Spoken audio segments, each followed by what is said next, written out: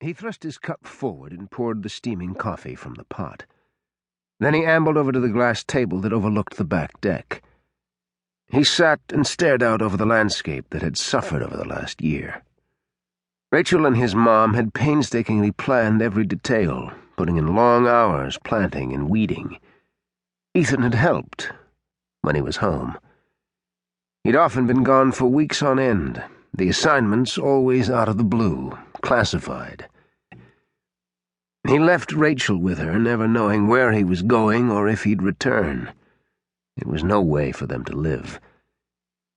He'd resigned his commission after Rachel had miscarried their child.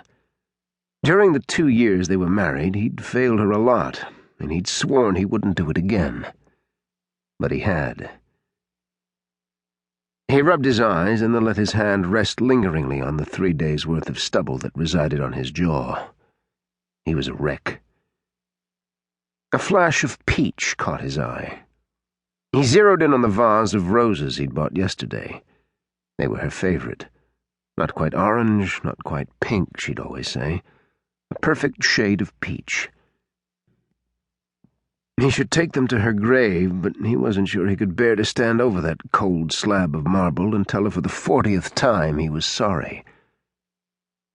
As quickly as the thought seared through his mind, he curled his lip in disgust. He'd go. It was the least he could do. In the weeks leading up to the 1-year anniversary of her death, he'd avoided the cemetery. It shouldn't surprise him that he was all too willing to shirk his responsibility. He'd made a practice of it. He shoved the cup of coffee across the table, sloshing liquid over the rim. Ignoring the mess, he went back into the bedroom and pulled on a pair of jeans and a t-shirt. He needed a shower and a shave, but he wasn't taking the time to do either. If his appearance put off people, all the better. Making small talk and exchanging pleasantries wasn't on his agenda. Back in the kitchen, he paused in front of the vase of roses. With shaking fingers, he touched one of the soft petals. He hadn't bought Rachel flowers in a long time, not since the first year of their marriage. What did it say about him that he bought them now? Regret was hard enough for a man to swallow, but to swallow the knowledge that he could never do anything to right the wrongs was more than he could bear. He gripped the vase, his self-disgust making him more nauseous than the sour alcohol swirling around his belly.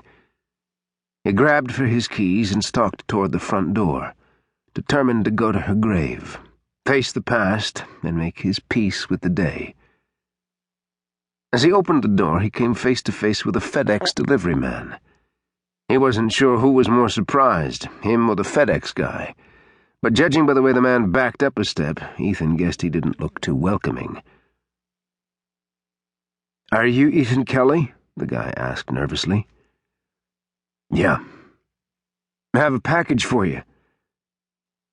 "Just leave it," Ethan said, gesturing toward the rocker on the porch.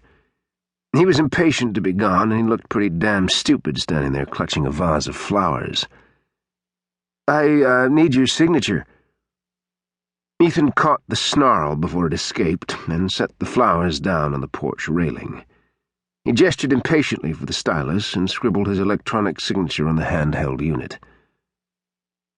"Thanks, and here's your package." The guy thrust a thick envelope into Ethan's hand and hastily backed down the steps. With a wave, he got into his delivery van and roared off down the drive. Ethan glanced down at the envelope but didn't immediately see any identifying information. He leaned back into the house and tossed it on the small table in the foyer. Then he slammed the door and reached for the vase. When he arrived at the small church his family had attended for decades, his gut tightened. It was old, whitewashed, and situated off a gravel road well off the beaten path. The cemetery was adjacent to the church, and it was where his ancestors had been buried since the late 1800s.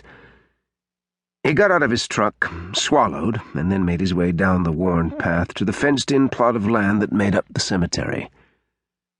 The roses shook in his grasp, several petals falling and then catching in the breeze. They swirled crazily and blew across the collection of marble headstones. His mom had been here, probably this morning. They were fresh flowers.